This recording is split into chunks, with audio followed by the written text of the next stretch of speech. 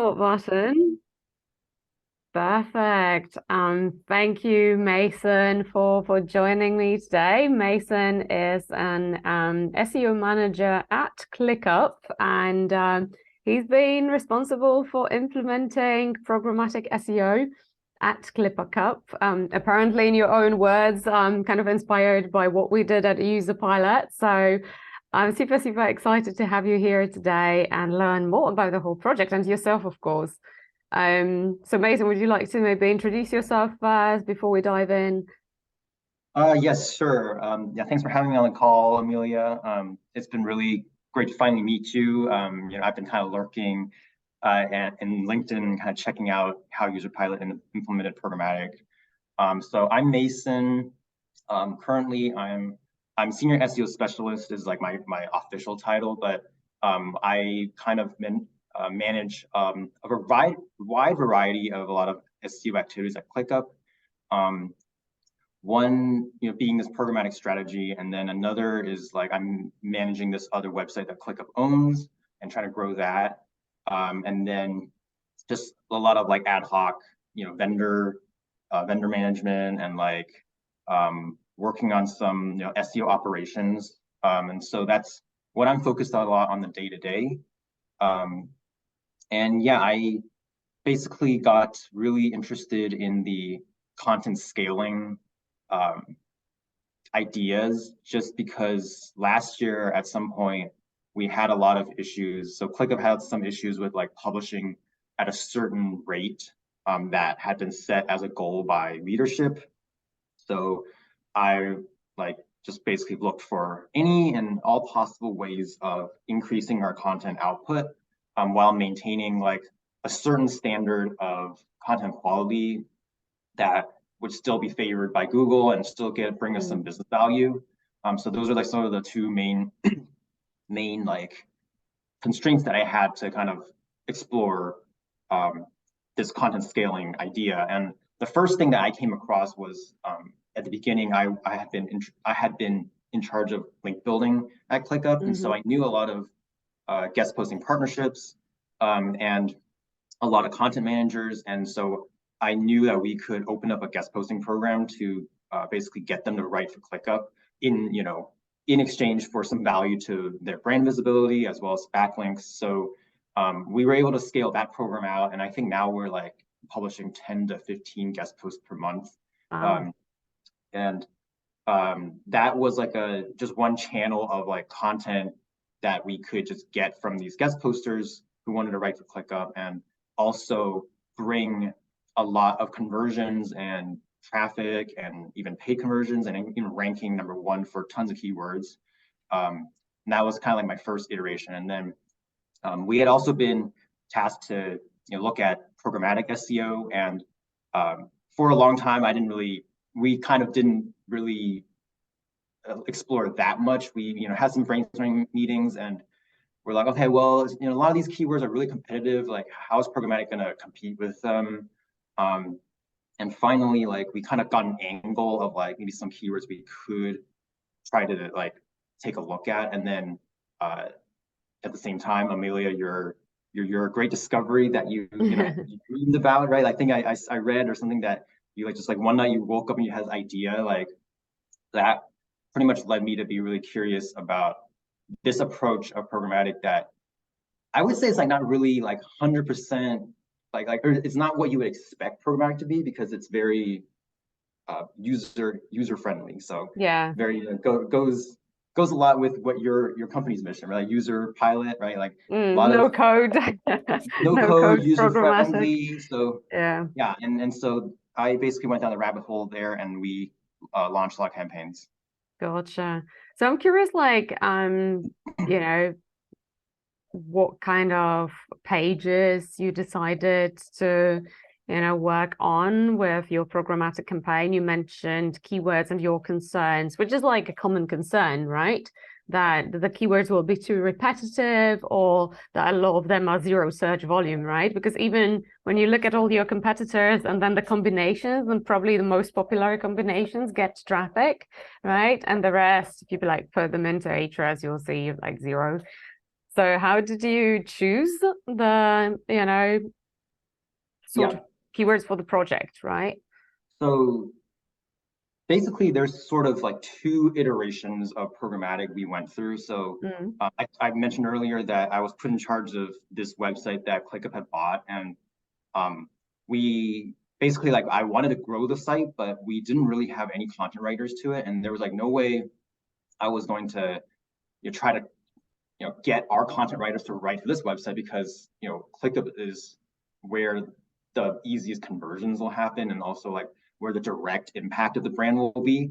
So um, the idea of programmatic, we had been tasked to think about it for ClickUp, but then I was thinking, okay, this is actually a perfect testing grounds for this website, because if I can validate that it works on this website, then I know that a ClickUp is going to work, right? So I think it was the first iteration, which is really testing the operations of actually publishing programmatic, and like how much cost, how much time it's going to save.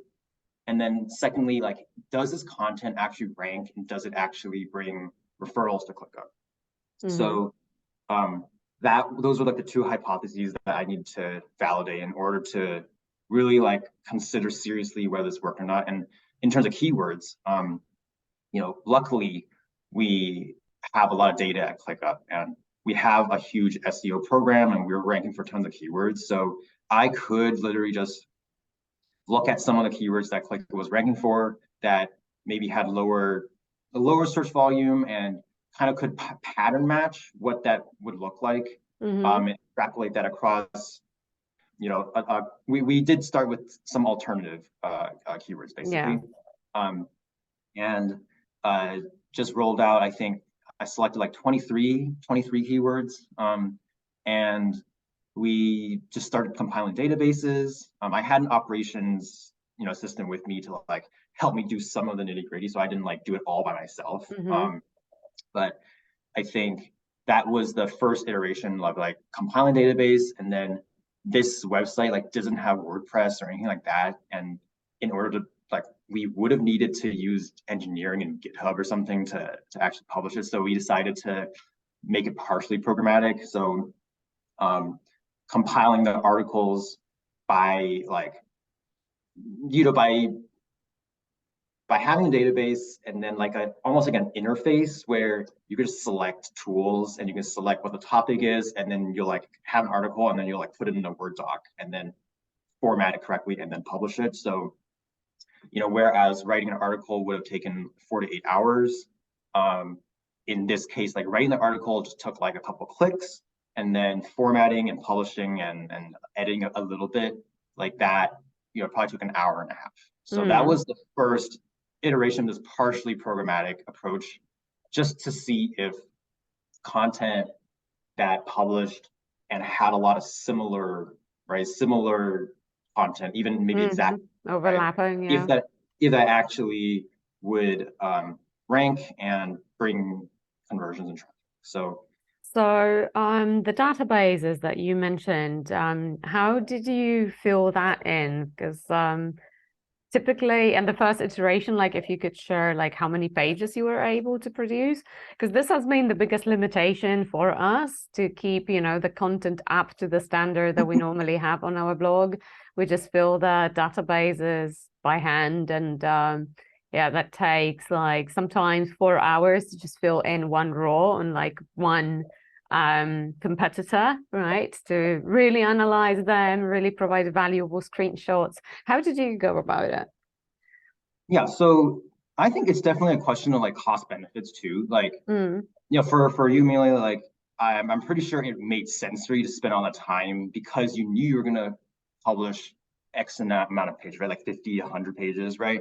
So even if you do spend a lot of time on this one really good article, right? Like you can kind of reproduce portions of that article across many. So you're already saving the time. Like, so in terms of like filling out the database, like at first, how I went about it was like just thinking that like, okay, well, this article would have taken this times the number I wanted to produce, but now we just kind of have one article that we write really well, and then we fill in all those databases, right? We can have like this kind of general database, and we kept adding to it because there were other content projects that we were doing that like, oh, and it requires this like description of this competitor, so we'll like add it. So we literally, for the first launch, like we took some ClickUp's content from ClickUp's own blog and maybe did a little bit of content tweaking, but sometimes not even, like sometimes just verbatim. And then sometimes we would use the GPT paraphraser a little bit to get a couple of variants of this one good like content module, right? And then we would be able to like randomly select, because it was all the same type of content, so it didn't really matter too much like how different that content was. So yes, when you're doing programmatic, you are sacrificing a certain amount of personalization. And you have to think like a systems engineer almost, where you have to think like, okay, is this keyword reproducible across, X amount of pages that you want to, or X amount of keywords that you want to target. And if it's not a certain number of keywords that you're hoping to like if it doesn't reach a certain threshold, it might not be worth doing programmatic. Yeah, absolutely. Yeah, my first launch was only 23 pages. So that was like very small beans there. But after we validated it worked, then we applied it to a project on ClickUp that had 300 pages. Okay. And with that one, I actually used AI for that to content generate. And how did you use it? So so the biggest problem with programmatic and having content reproduce across all these pages, right? The biggest problem obviously is a duplicate, but also there are all these really minor problems that you always encounter with sentence structure, or like, because if you're doing programmatic, you're doing a lot of dynamic text insertions, right? Where it's like the heading is going to be like, what is this, right? What is that? Or how do you do that? So the cool thing about using AI is that sometimes you might feed it something that, like, for example, make a header, but the keyword you're targeting might not actually quite English-wise make sense. But if you then have AI write it, it'll actually make sense, even if the constraints of the formula didn't allow for that in the traditional programmatic way. Gotcha. So, sometimes you have like what is, and then you have plural, right? And plural. There's plural keywords. There's also like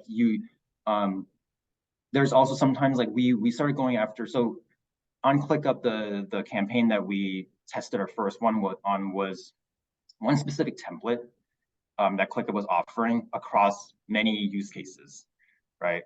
So basically like 200 pages of this one template for engineers, for social media management, for building construction, right? And if you think about like, okay, engineers is like a type of word, is like a person. Social media management is like a use case or like an action.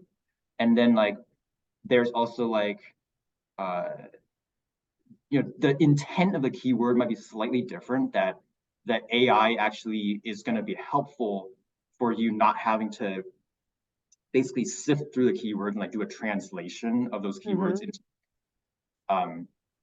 like make it easier to do that. So like I would have to do this is getting kind of technical, but like let's say you have like 300 of these keywords, and there's like a bunch of different small variations of the actual like jobs to be done versus who is actually using.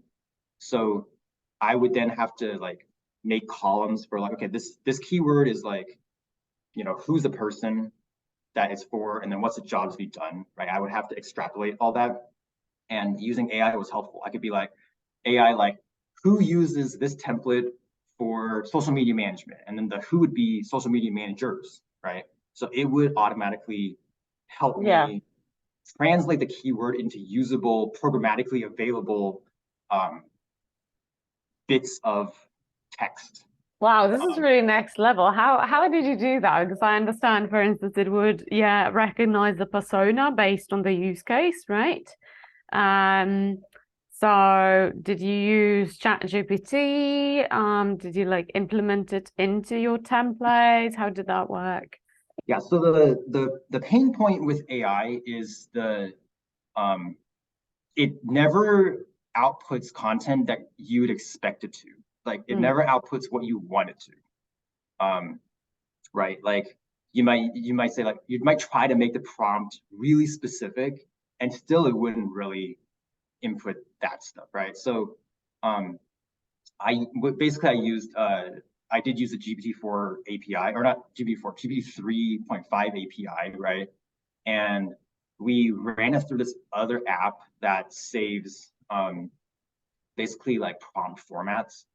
Um, so not directly from the API to Sheets, but actually through basically, okay, so the biggest pain point I had was that the content that was coming out from AI was not ClickUp brand voice, right? That's the biggest problem everybody has. So in order to have ClickUp brand voice, we basically showed it a lot of examples of ClickUp content. And that's how we got this these 300 pages to have like a shadow of ClickUp's brand voice. And so it's wow. close. It's So you close enough. trained it, right, on your own You could kind of. call it training, right? A little bit of Uh-huh. training, not full blown like fine tuning that you might Mm-hmm. see in the Open API docs, right? Not full blown that, but it was basically like we got it to be excited. We got it to talk about ClickUp features. Um, and so I think that was the big thing that unlocked my confidence in using AI content. Um, and and that's why I personally am not using like ChatGPT or like Jasper, like those kind of tools Mm-hmm. to write the content, because they have an opinion of how the content should go when they output the content. And then, you know, what we have is like we know what the content should sound like, and we also know what is gonna like rank well, and we also kind of know like what converts a little bit better. So um, those were a couple of the hurdles that we went above and beyond to make sure this AI content was actually high quality. Um, so I know probably this people might there might be a lot of hate coming in now, like after I talked about this kind of AI content, but Not only programmatic, but also AI. Like you combined the two most hated words in the content world in the in one industry, yeah. sentence. Yeah. It did. So one thing I would like to say is that, okay, so this is really cool, right? Like creating this thing and creating these pages, really cool. But we still have a full-blown content team writing our articles, and we still have like basically everybody except for me is focused on this project. Mm-hmm. The reason is, you can like we can publish 500 pages, 1,000 pages. It's never going to outperform like 2 or 3 really good blog posts. So how I like to think about programmatic SEO and programmatic that strategy or operations is like it's tackling the 20% of the keywords that you would never have invested real content resources in, and being able to extract that value while your real team, right? Like the real stuff that's happening is the 80-20 rule. Like they're producing the content that's going to bring 80% of the conversions, right? Like I mean 90%. But that is how I like to think about, people think about this AI programmatic thing killing jobs, right? But I like to think of it as like, we're able to produce content to hit these 80% of the keywords. And then this new method now that can speed up this content production, it captures the long tail that you could have never spent time and resources to try to target. Gotcha. Yeah. That totally makes sense, and we do the same thing. So we still, like produce the majority of our content, just using like regular content editors and content writers. So it's unique. And as you said, at some point, not every keyword lends itself to Yeah. programmatic, right? You need keyword patterns, which have a lot of repetitive variations. So, Yes. um, tool alternatives, tool versus tool plus feature, right? Best Yeah. tools for use case, etc., etc. So obviously not everything can be done that way. Yeah. Still very curious about what kind of results you've seen from programmatic, because as I understand, you didn't decide to scrap that project. You saw the results on the smaller website first, and then you decided to go full on with ClickUp. So if you can give like at least a ballpark.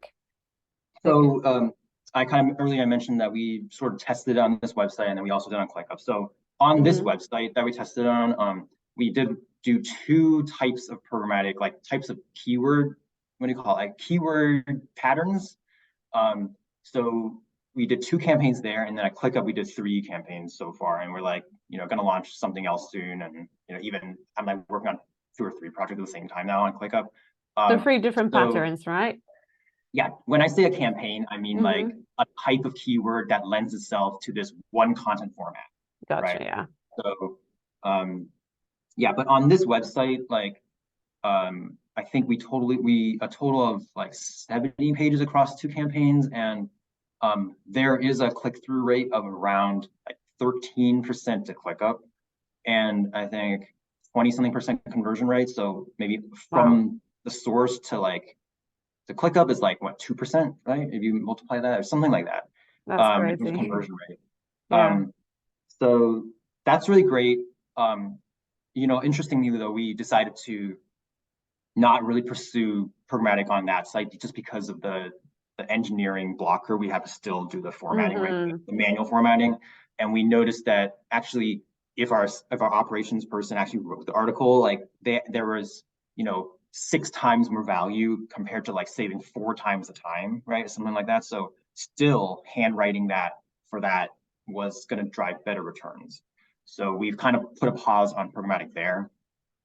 With ClickUp, so we published specifically under like one subfolder, programmatic, and in that subfolder, programmatic currently contributes to more than like 20% of the traffic of that folder, and I think like a 1.5% conversion rate, something like that, to free trial signups. And then when I say 20%, let's just say it's like it's like under 10,000, but it's more than 5,000 traffic. Somewhere around that ballpark of traffic per month is generated from these like 400 pages. So each page having basically like 10 to 15 visits. That's sort of, and then maybe like 10 winner pages, right? Like 10 of the pages like actually getting a lot more traffic than you expected, and that's contributing like an outsized portion. So programmatic is like a shotgun method, right? A lot of the pages are not going to bring anything really, but I'd say 20 to 30% of them actually bring the real value. And what we're planning to do is like, audit some of those, like prune the ones that are cannibalizing. But that's the methodology that we're using to operationalize it, and also to like make sure we don't have like just like tens of thousands of useless pages. That's something that like we've noticed as well. Obviously, a lot of people could get discouraged thinking that programmatic SEO is the silver bullet for 10xing or 50xing your traffic in no time for free. No, it's not. And a lot of these pages, as you said, they're kind of targeting very low search volume keywords and getting like very little traffic. But it's about finding the winners at scale. And we also noticed that we have like 5 pages that are driving the majority of conversions from the programmatic subfolder. And as well, we are going to work more on those, because these were the keywords that we didn't, realize are going to be the winners, right? So that's exactly cool like to hear. Yeah, I totally agree with that. It's like, you're definitely just finding the winners, and then you can start pruning away the ones that don't work. It's not a silver bullet, like where, like maybe people who haven't heard of programmatic would be like, oh my gosh, like you're only publishing 50. Now we can publish 10,000. So it's like 200, right? Traffic. It's probably the 10,000 that you publish is not going to drive more value than like the 20 pages that you publish, right? So because SEO is a competitive game, right? Zero-sum game, like almost every keyword has been written on manually, and it's pretty hard for AI content or like duplicate content to beat that. So, but I mean, that's my goal when I'm doing the AI content, is to be able to beat manually written articles. So that's the high bar I'm trying to like shoot for when I'm designing the content format, and like what the content output should look like, is really to see, like, can we actually beat articles that are written. Gotcha. Yeah, and speaking of like this bulk shotgun, as you put it, approach, a lot of people are also concerned about the indexing issues that, if they start publishing thousands of pages, they're never going to get indexed. Did you experience any of these concerns, problems? Yeah, so I think in small batches, no. So like the one on this other website, there was 0% indexing issues. Like all of them got indexed and even reached page 1 like within 2 weeks. But on ClickUp, so we did have a slower indexing rate than what we normally see from our like blog publish, for example. Like we saw, and so I don't know if the culprit is from the fact that I published this in a different subfolder, right? I don't know if that was the fact, because that one just historically has less publishing. So I don't know if it's that, or if it was because my first campaign, we really targeted like a little too many similar keyword variants that Google was just preferring like a certain page over another, and it was just not indexing that because it was just too similar.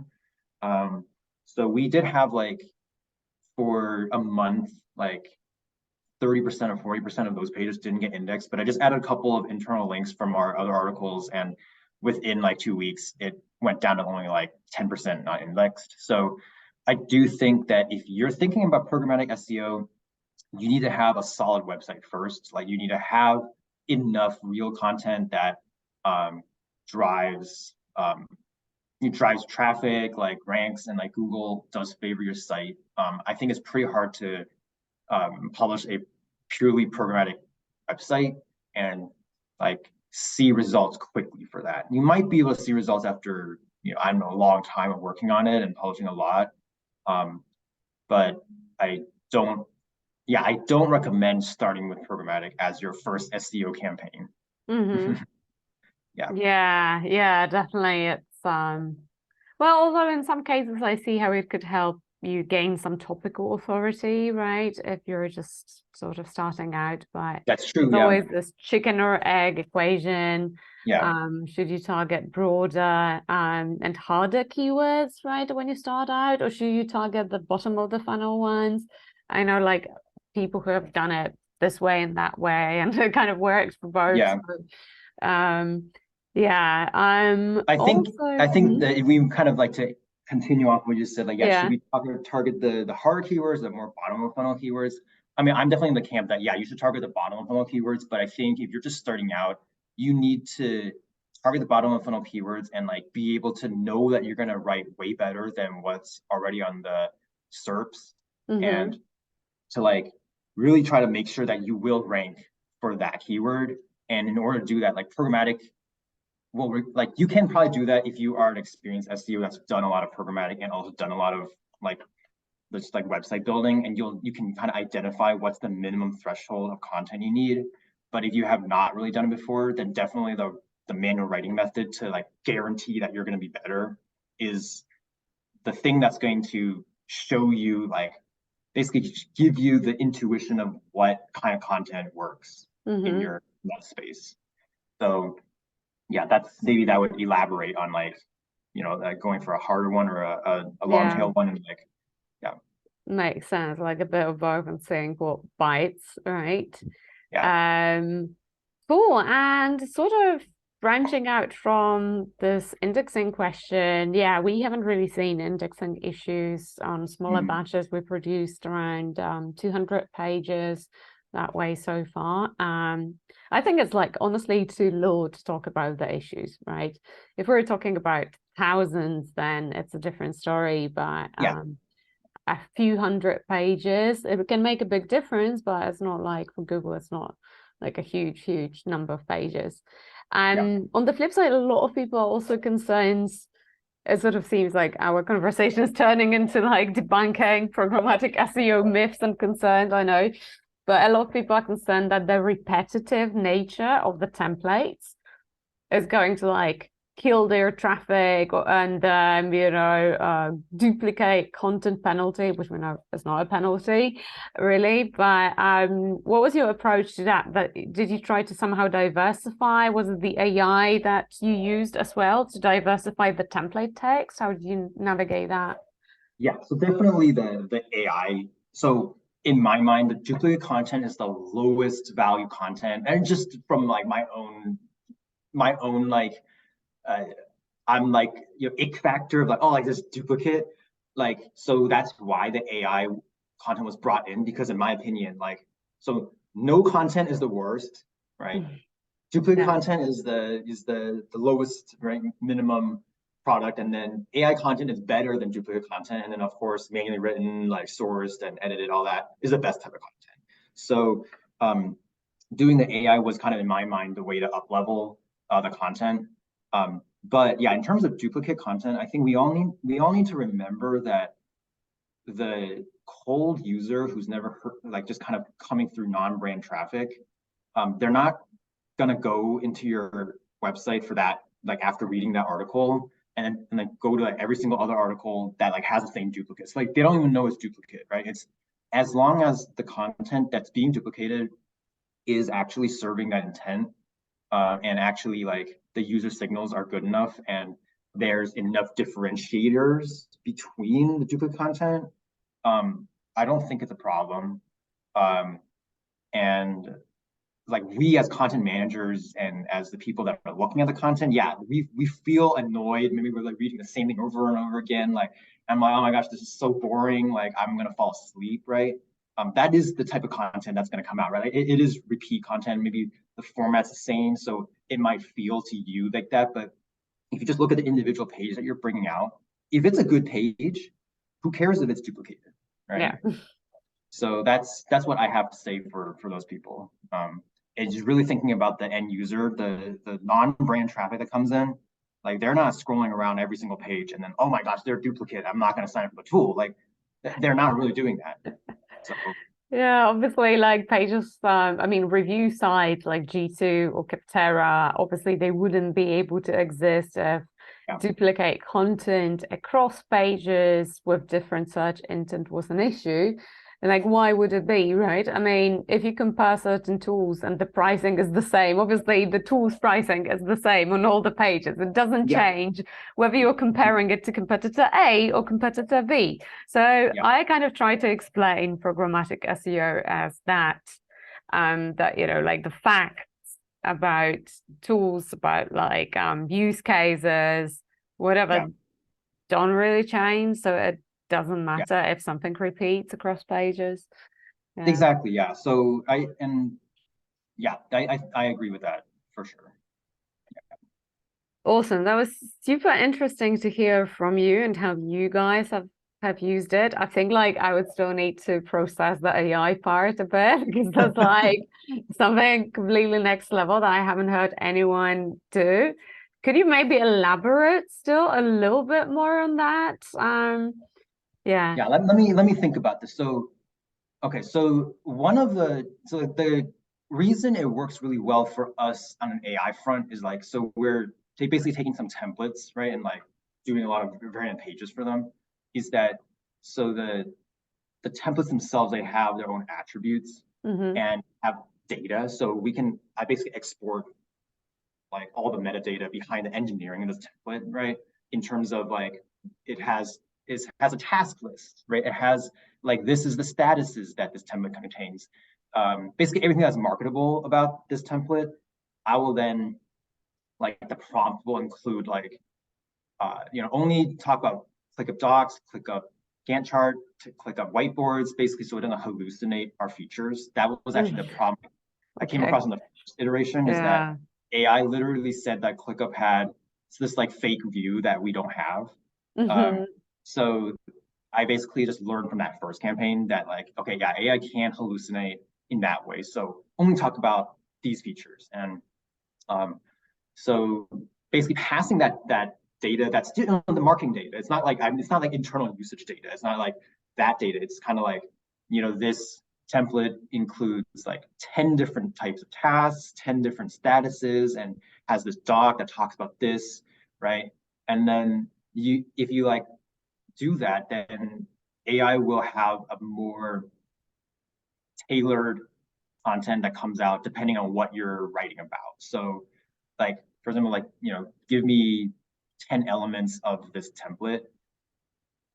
It would then talk about, this Gantt chart view, what it's used for in this context of the article, right? If the article is about like, for kitchen remodeling, like, okay, why do you need to use the Gantt chart view is for that. So it gives a very, very good approximation. Like, so I say, yeah, there's might still be some inaccuracies that happen, but it gets 90% as close as possible to that actual use case that you would use that ClickUp feature for.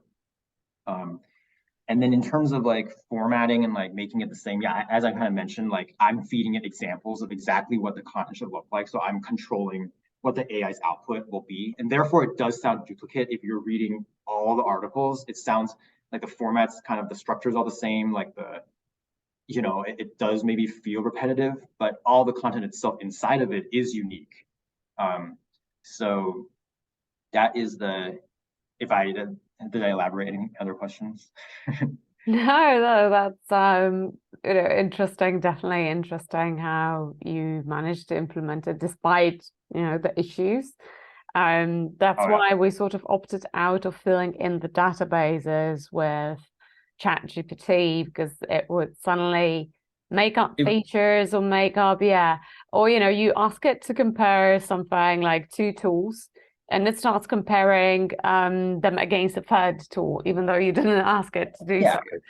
It's it's definitely hallucinating that as like taking other texts from like somewhere where it's seen that happen, and like, exactly. So I like to, like, for this specific, I guess, like with ClickUp's case, like I would not really use programmatic method to write articles, like informational articles, that much. Otherwise, like, what is project management? Like, what is Gantt chart? Like, that's just gonna give me all this generic stuff. But if I am able to have some rich variables into it, and also like have it kind of spit out the format that I want to spit out, like HTML, and I can do that, then it saves me a lot of time. Of course, when we're launching these projects, like I suddenly realized that we're almost like an engineering team because we still have to do QA. Tell me more about it. I have to run all the content in a code validator, and then I'll like just make sure like there's no weird code that suddenly cut off. And for example, the LI tag doesn't get closed, so everything else then becomes like we have the same, exactly. So you definitely have to do some QA. Like I would say the content generation is the fastest, like that's the easiest thing. So content engineering takes a lot of time because you need to make sure it duplicates across a lot of your use cases. Content generation takes no time, and then content QA takes like a lot of time as well. So that's why it's important to do this only if you know you're going to have a certain amount of variance that makes it worth your time. Absolutely. Awesome. I think from my question, we're kind of nearing the end. I have a sort of cheeky one. Is there anything that you'd like to add that I haven't asked you about yet? Yeah, I don't think I do. Because I feel like you've given me a lot of space to kind of just like talk about whatever, not even your questions sometimes. I think so.